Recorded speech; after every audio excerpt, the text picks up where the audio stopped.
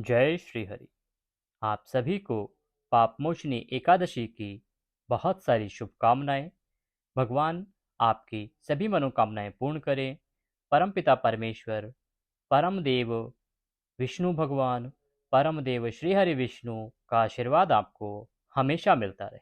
आज के इस वीडियो में बात करेंगे पापमोचनी एकादशी की, जो कि अप्रैल महीने की पहली एकादशी होगी। कि ये एकादशी कब है, व्रत कब किया जाना चाहिए, किस प्रकार से किया जाना चाहिए, नियम क्या हैं, क्या खास बातें हैं जिनका हमें विशेष रूप से ध्यान रखना चाहिए। साथ ही बताएंगे पारण का समय क्या है, आपको एकादशी का पारण कब करना है, और पारण के नियम क्या हैं, किस प्रकार से पारण किया जाना चाहिए।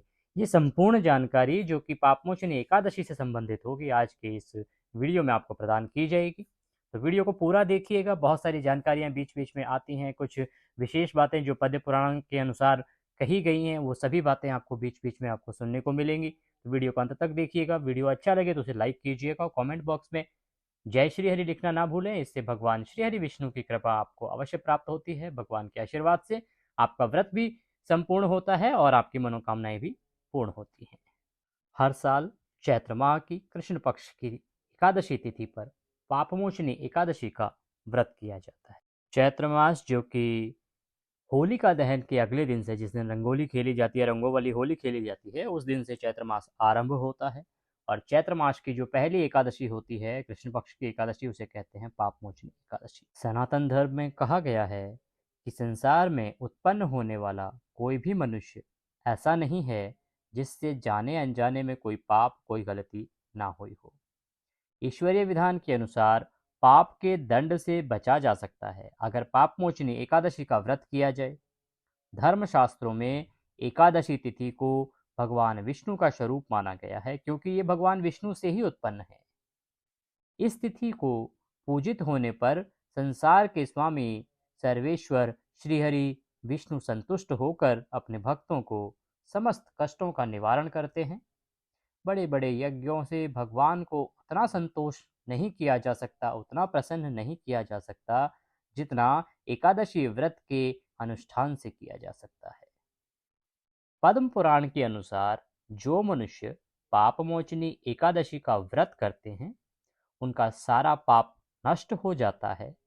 इस व्रत को करने से सहस्त्र गोदान का फल मिलता है। आपने सुना होगा कि गोदानम श्रेष्ठ दानम, सबसे श्रेष्ठ दान है गोदान। तो सहस्त्रों श्रेष्ठ जो गोदान हैं, उनसे जितना फल मिलता है उतना अकेली पापमोचनी एकादशी का एक व्रत करने से मिलता है।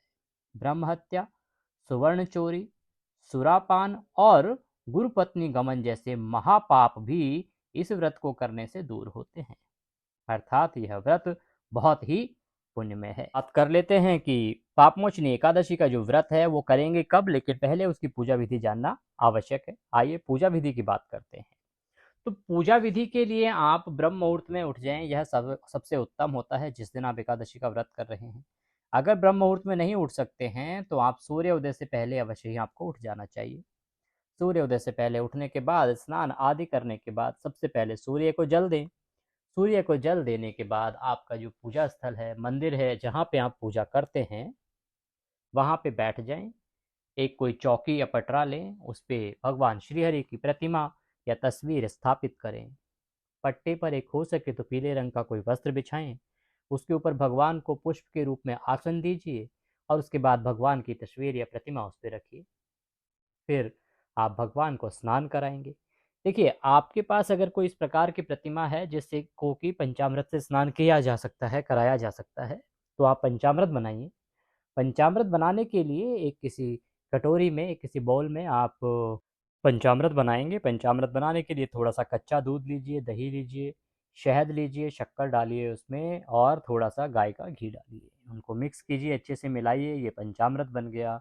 इसके बाद इससे भगवान विष्णु का अभिषेक करेंगे, उनकी जो प्रतिमा है उसको स्नान कराएंगे। पहले शुद्ध जल से स्नान कराइए, उसके बाद पंचामृत से स्नान कराइए, पुनः शुद्ध जल से स्नान कराइए। स्नान कराते समय उनके परम मंत्र ओम नमः भगवते वासुदेवाय का जप करते रहें। उनको स्नान कराने के बाद आप उनको स्वच्छ वस्त्र से पोंछिए। पोंछने के बाद रौली कुमकुम आदि का तिलक लगाएंगे। अगर आपके पास अभिषेक कराने के लिए कोई प्रतिमा नहीं है, कोई तस्वीर है, तो आप एक शुद्ध जल लीजिए किसी लोटे या गिलास में, उसे सांकेतिक स्नान कराइए, मतलब उसके थोड़े से छींटे दीजिए भगवान को और उसको साफ वस्त्र से पोंछिए। उसके बाद आप भगवान को तिलक लगाएंगे। रौली कुमकुम आदि से तिलक लगाने के बाद उनको पुष्प अर्पित कीजिए। फूलों की माला है तो वो पहनाइए। वस्त्र के रूप में कलावा धागा जो मौली होती है हाथ में बांधने वाली, उसका एक टुकड़ा तोड़िए, भगवान को अर्पित कीजिए। आपके पास अगर लौंग, इलायची, सुपारी आदि आपके पास हैं पान के पत्ते सहित, तो वह भगवान को अर्पित कीजिए। अगर नहीं भी हैं तो यह आवश्यक सामग्री नहीं है, इसके बिना भी आप पूजा कर सकते हैं। उसके बाद भगवान के लिए घी का दिया जलाइए, धूप दिखाइए और व्रत का संकल्प लीजिए। संकल्प लेने के लिए अपने सीधे हाथ में थोड़ा सा जल लीजिए, जल में पुष्प रखिए और 1 रुपये का सिक्का कम से कम, बाकी जितनी भी आप दक्षिणा रखना चाहें वह रखिए। दूसरा हाथ अपने हाथ के नीचे लगाइए और भगवान का 3 बार स्मरण कीजिए, ओम विष्णु और विष्णु और विष्णु।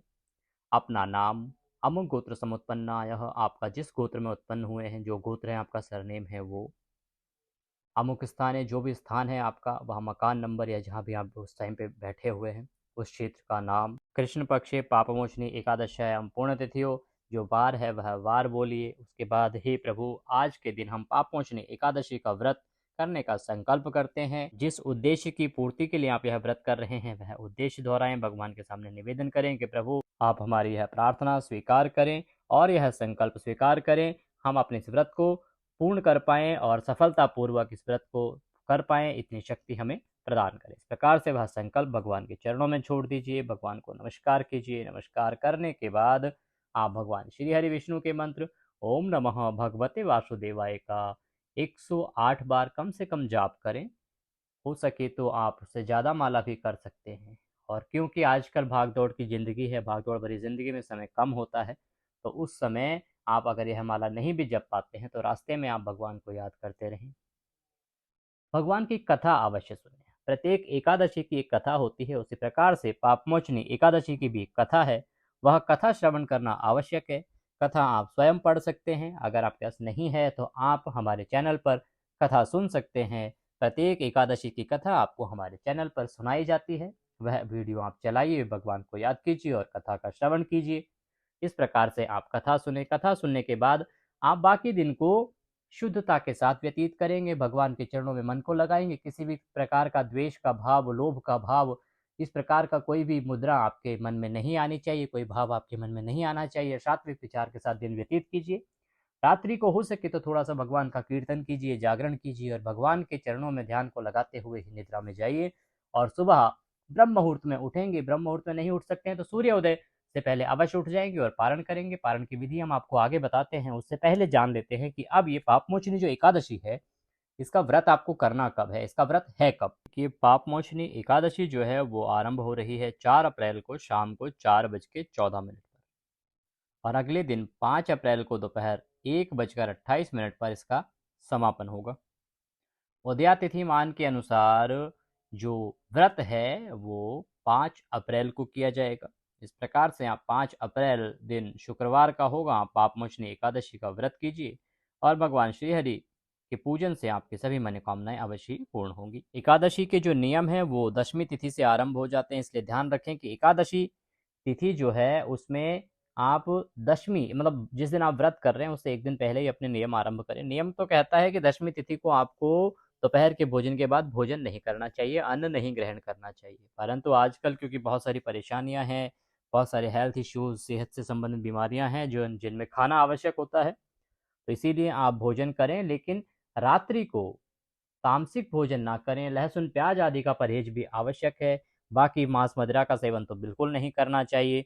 और तामसिक अर्थात बाकी जो चीज़ें हैं, लहसुन प्याज आदि भी आपको रात्रि भोजन में ग्रहण नहीं करना चाहिए। रात्रि को आप दंत धावन करके ब्रश आदि करने के बाद सो जाएं और सुबह ब्रह्म मुहूर्त में उठें और अपने दिन की शुरुआत करें। आपको हमने बताया कि किस प्रकार से आपको व्रत करना है। नियम का ध्यान रखना है कि भगवान को भोग लगाते समय तुलसी पत्ता आवश्यक है। तुलसी दल के बिना भगवान भोग स्वीकार नहीं करते हैं। और दूसरा, जो एकादशी वाली दिन आपको तुलसी को हाथ नहीं लगाना है, कि तुलसी के पौधे को हाथ नहीं लगाना है, इसीलिए आप तुलसी दल एक दिन पहले ही उतार के रख लीजिए। इन चीज़ों का आपको ध्यान रखना है। व्रत पारण के लिए आप ब्रह्म मुहूर्त में उठें, सुबह भगवान का पूजन करें। पूजन करने के बाद आप भगवान को नमस्कार करके कहें कि हे प्रभु, हमने एकादशी का व्रत किया है, इसमें कोई गलती, कोई त्रुटि, कोई भूल हमसे हुई हो तो उसको क्षमा करें, क्योंकि आप तो दया सिंधु हैं और हम आपके दर के भिखारी हैं।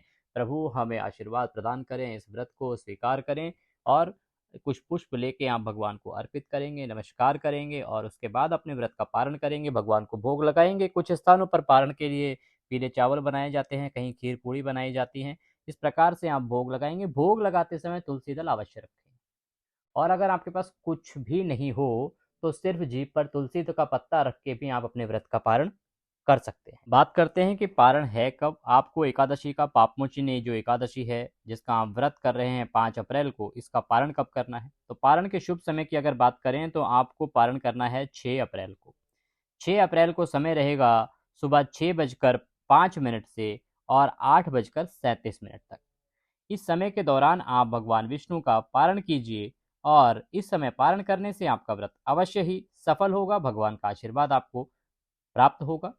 वीडियो अगर अच्छा लगे तो उसको ज़्यादा से ज़्यादा शेयर कीजिए। कमेंट बॉक्स में जय श्री हरि लिखने से भगवान श्री हरि की कृपा आपको प्राप्त होगी, आपका व्रत अवश्य ही सफल होगा, आपकी मनोकामनाएं अवश्य ही सिद्ध होंगी। इसीलिए कमेंट बॉक्स में जय श्री हरि लिखना ना भूलें। चैनल पर नए हैं तो चैनल को सब्सक्राइब अवश्य कर लें, क्योंकि इससे सभी धार्मिक जानकारियां आपको समय से मिलती रहेंगी। कोई भी व्रत आपका छूटेगा नहीं, क्योंकि हमारे चैनल पर सिर्फ यही बताया जाता है कि कौन सा व्रत, कौन सी तिथि, कौन सी वार किस दिन है, किस समय आपको व्रत करना है, किस प्रकार से करना है, कौन सा त्यौहार कब मनाना है। आज के इस वीडियो में अभी के लिए इतना ही। अगले वीडियो में फिर होगी आपसे मुलाकात, तब तक के लिए जय श्री हरि।